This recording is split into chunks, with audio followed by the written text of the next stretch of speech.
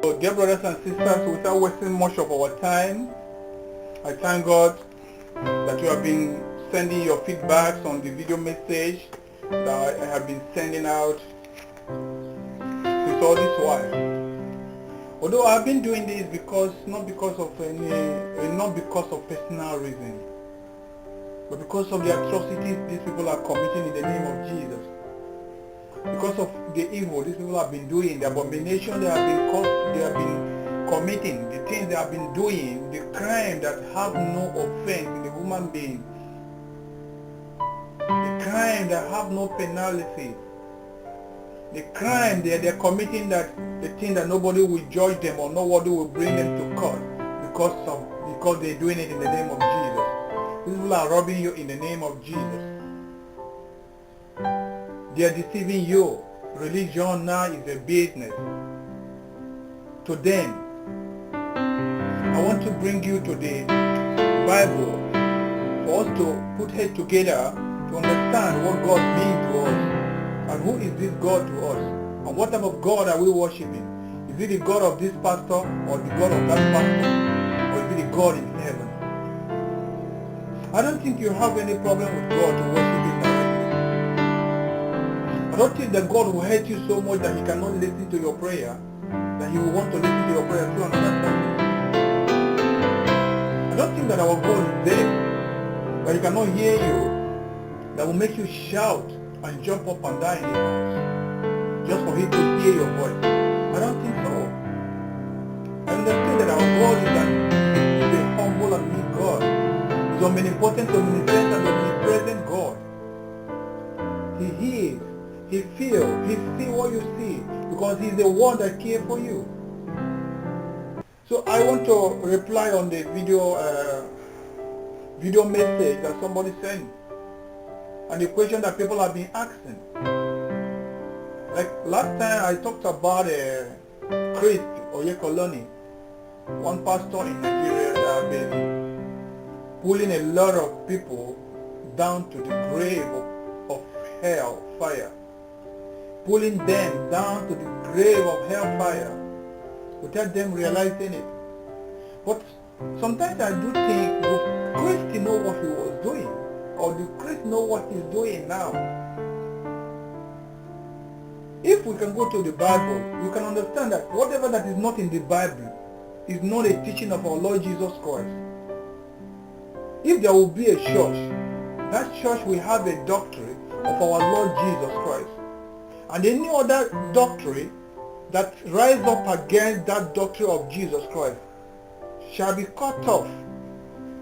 This is what the Bible says.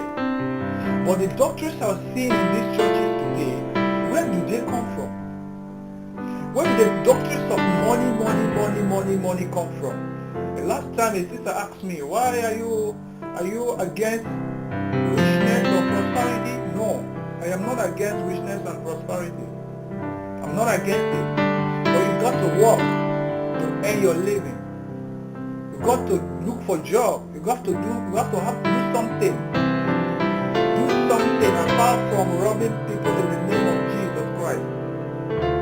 There's many ways for you to get money, to help the poor, not getting from the poor to help yourself. So that brings me to the what I was listening just a while ago. What doctrine is Christ following? Because if it's the doctrine of our Lord Jesus Christ and the doctrine of the Bible, women have no right to stand at the altar they call the altar of God to preach. It's against the Bible. The Bible said in the church every woman will sit down and listen. They should not utter a word. Whatever they don't understand, they should ask their husband when they go home. If there is a place the Bible have already appointed a woman to be a leader of the church, I would like you to send it on my email or send it on the feedback. Let me see that place, because throughout the years of my reading Bible, I haven't come across where the Bible says something like that the woman should head a church. This is a business. This is a family business of Chris and his wife. I am not only talking about Chris, but why I'm bringing Chris up is because he's the first person that his people asked me a question. That is why I'm bringing that. I want to treat his case before I enter into different part of them, because there are a lot of them in Nigeria there. There are a lot of them in the whole world using the name of God in vain, giving God a bad name, stealing, because there is no law of the earth that will condemn them. There is no police that will arrest them for doing so. That is why they feel that stealing in the name of Jesus is the best thing to do, because nobody arrests you for that. No, I'm not going to tell you that the Holy Ghost will arrest you. Holy Ghost don't arrest people. People arrest people. Holy Spirit is not going to arrest them. God has no time for you if you're being in such life. Let me answer you what Job answered to his friend. He said in the book of Job chapter 35 from verse 4, I read, Give it to you, Lord. I will answer you All to Jesus. and your companies with you. To thee. Look to the heaven and see, and behold the clouds. They are higher than you. If you sin, what do you accomplish against him? Or if your transgressions are multiplied, what do you do to him? If your righteousness, if you are righteous, what do you give to him? Or what does he receive from you or from your hand? Your wickedness affects men like you, and your righteousness a son of man. Amen. Whatsoever you do here got nothing to do with him over there. So whatsoever these people are doing, whatsoever the thing they are doing is God cannot come down and arrest you. He cannot send Holy Ghost fire that you people have been calling Holy Ghost fire like stupid. I'm sorry to say that. But this is the situation I know that Jesus was when he went to that temple and they are using it for business. He was so angry that he flogged all of them out of that place. You see? You're doing it. No, go on and do it. Do whatsoever you feel like doing, because nobody is coming to arrest you for that, and nobody is coming to disturb you for that, because you have already learned how to deceive people for that.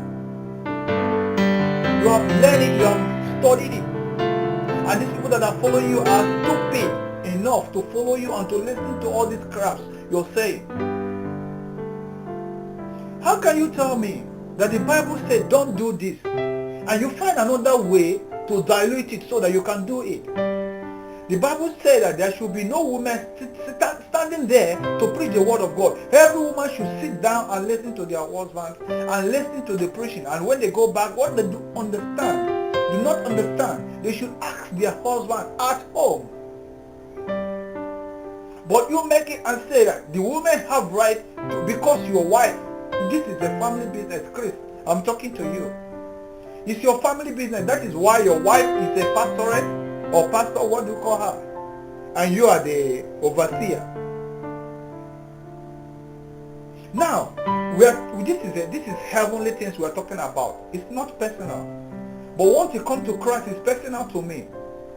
Because it's my Lord and my personal Savior. You are giving God a bad name. You're making people think that God is wicked. You're making people think that it's all about money, all about things of the world, all about things that you can get. I will bring you closer to the Bible, because I will never talk to you without Bible, because that is the main thing that we're talking about. In the book of 2 Corinthians chapter 11 verse 7, he said, did I commit anything Did I commit any sin to humble myself? Paul said that. Did I commit any sin to humble myself? To preach this good news free of charge? Tell me, if you're preaching the good news of God free of charge, or your wife is preaching that good news of whosoever free of charge, what is this thing that is happening in your gangs that will make all over? Is partnership with Pastor Chris in the Bible? Whereas people will come and pay money to be a partnership with Pastor Chris? Is it in the Bible? Is it a doctrine? Is it what they're supposed to do before they will make heaven? Or is it what they will do before they will become rich? Or is it what they will do before they will be healed? Or is it what they will do before they will shout hallelujah